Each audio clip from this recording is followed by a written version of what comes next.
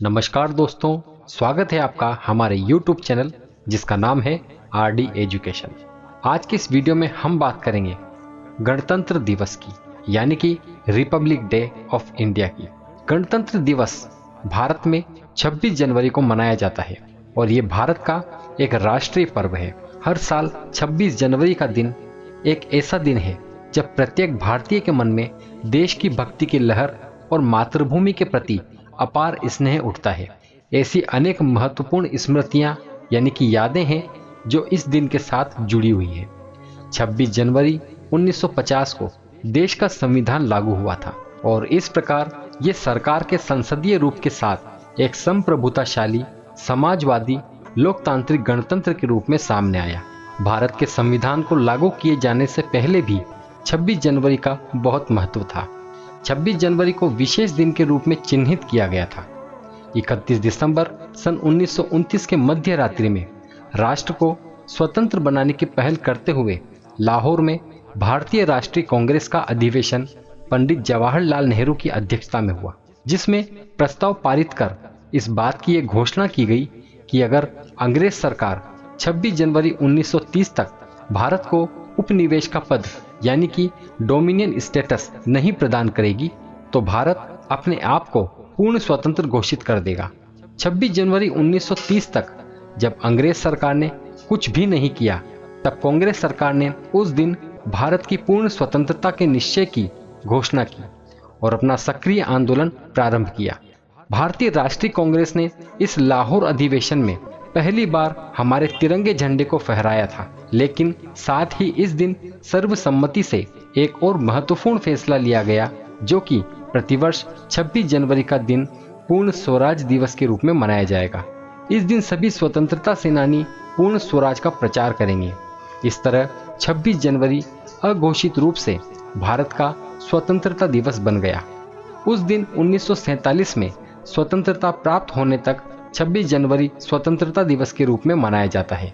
उसी समय भारतीय संविधान सभा की बैठकें होती थी, जिसकी पहली बैठक 9 दिसंबर 1946 को हुई, जिसमें भारतीय नेताओं और अंग्रेज कैबिनेट मिशन ने भाग लिया था।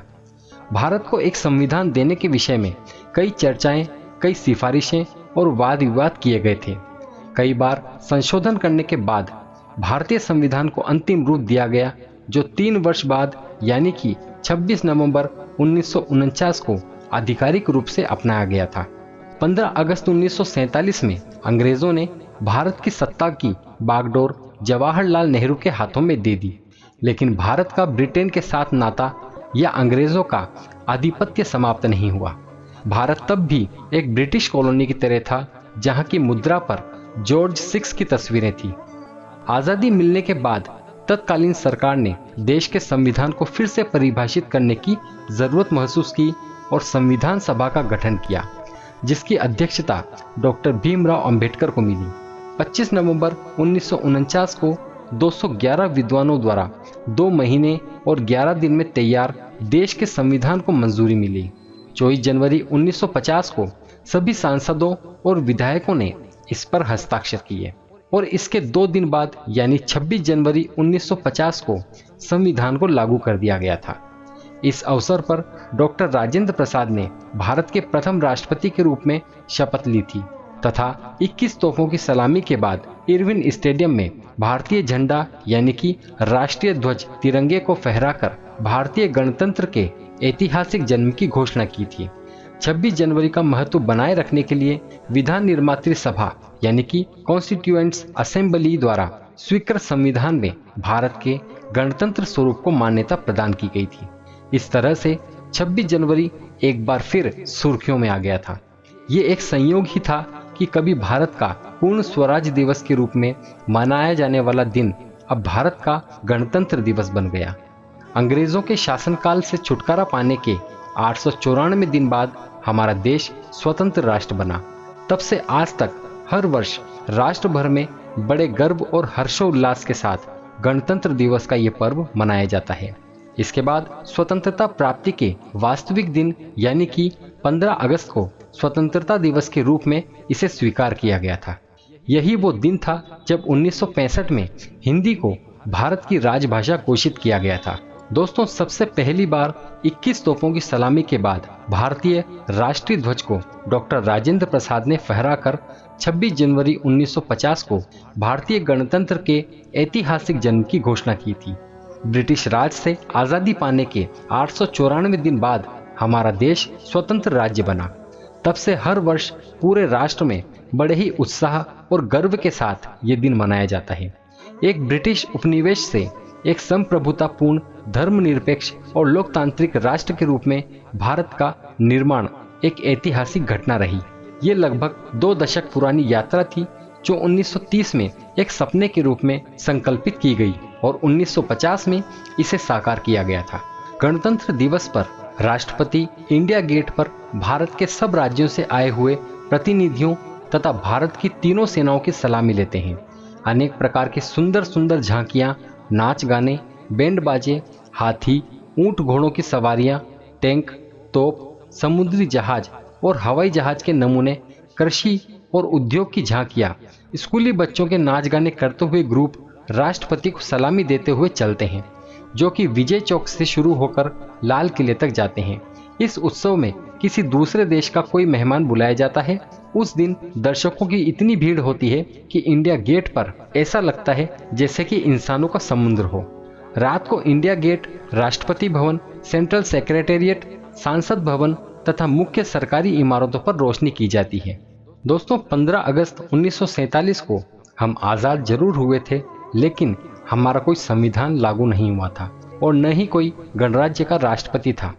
26 जनवरी 1950 को ही हमारा संविधान लागू हुआ, जिसे डॉक्टर भीमराव अंबेडकर ने लिखा था। अंग्रेज भारत को छोड़कर चले गए और 26 जनवरी को जनता का राज्य हुआ। इसलिए 15 अगस्त को स्वतंत्रता दिवस और 26 जनवरी को गणतंत्र दिवस हम मनाते हैं। जो जवान आज़ादी की लड़ाई में शहीद हुए, उनकी याद में इंडिया गेट पर अमर ज्योति जलाई जाती है। इसके शीघ्र बाद 21 तोपों की सलामी दी जाती है। राष्ट्रपति महोदय द्वारा राष्ट्रीय ध्वज फहराया जाता है और राष्ट्रगान गाया जाता है। इस प्रकार परेड आरंभ होती है।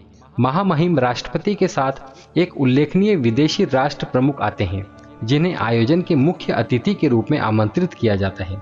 राष्ट्रपति महोदय के सामने खुली जीपों में वीर सैनिक गुजरते हैं। भारत के राष्ट्रपति, जो भारतीय सशस्त्र बल के मुख्य कमांडर हैं, विशाल परेड की सलामी लेते हैं। भारतीय सेना द्वारा इसके नवीनतम हथियारों और बलों का प्रदर्शन किया जाता है, जैसे कि टैंक, मिसाइल, रडार आदि।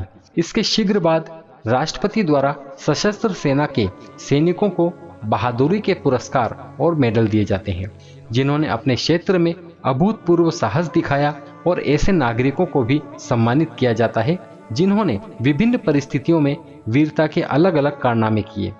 इसके बाद सशस्त्र सेना के हेलीकॉप्टर दर्शकों पर गुलाब की पंखुड़ियों की बारिश करते हुए पास्ट करते हैं। सेना की परेड के बाद रंगारंग सांस्कृतिक परेड होती है। विभिन्न राज्यों से आई झांकियों के रूप में भारत की समृद्ध सांस्कृतिक विरासत को दर्शाया जाता है। प्रत्येक राज्य अपने अनोखे त्योहारों, ऐतिहासिक स्थलों और कला का प्रदर्शन करते हैं। ये प्रदर्शनी भारत की संस्कृति की विविधता और समृद्धि को एक त्योहार का रंग देती है। विभिन्न सरकारी विभागों और भारत सरकार के मंत्रालयों की झांकियां भी राष्ट्र की प्रगति में अपने योगदान प्रस्तुत करती है। इस परेड का सबसे खुशनुमा हिस्सा तब लगता है जब बच्चे, जिन्हें राष्ट्रीय वीरता पुरस्कार हाथियों पर बैठकर सामने आते हैं, और पूरे देश के स्कूली बच्चे परेड में अलग अलग लोक नृत्य और देश की भक्ति की धुनों पर गीत प्रस्तुत करते हैं। परेड में कुशल मोटरसाइकिल सवार, जो सशस्त्र सेना कार्मिक होते हैं, अपने अपने प्रदर्शन करते हैं। परेड का सर्वाधिक प्रतीक्षित भाग फ्लाई पास्ट है, जो भारतीय वायुसेना द्वारा किया जाता है। फ्लाई पास्ट परेड का अंतिम पड़ाव है, जब भारतीय वायुसेना के लड़ाकू विमान राष्ट्रपति का अभिवादन करते हुए मंच से गुजरते हैं।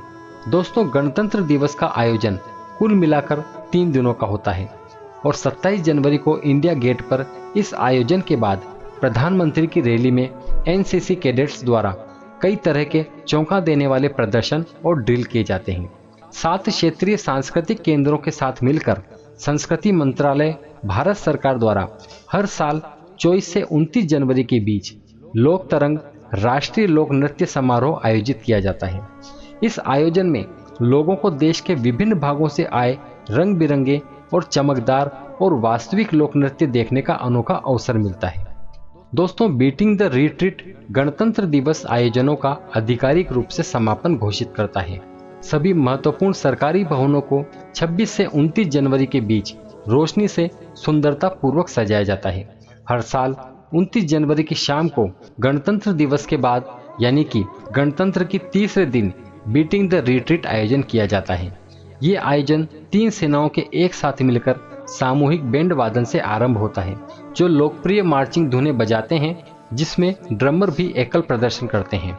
इन ड्रमर्स द्वारा ए बाइडेड विथ मी की थीम बजाई जाती है, जो कि महात्मा गांधी की प्रिय धुनों में से एक कही जाती है, और ट्यूबुलर घंटियों द्वारा चाइम्स बजाई जाती है, जो काफी दूर पर रखी होती है और इससे एक काफी मनमोहक दृश्य बनता है। इसके बाद रिट्रीट का बिगुल वादन होता है। जब बैंड मास्टर राष्ट्रपति के समीप जाते हैं और बैंड वापस ले जाने की अनुमति मांगते हैं, तब ये सूचित किया जाता है कि समापन समारोह पूरा हो गया है। बैंड मार्च वापस जाते समय लोकप्रिय धुन सारे जहां से अच्छा बजाते हैं। शाम के ठीक 6 बजे बगलर्स रिट्रीट की धुन बजाते हैं और राष्ट्रीय ध्वज को उतार लिया जाता है तथा राष्ट्रगान गाया जाता है, और इस प्रकार गणतंत्र दिवस के आयोजन का औपचारिक समापन होता है।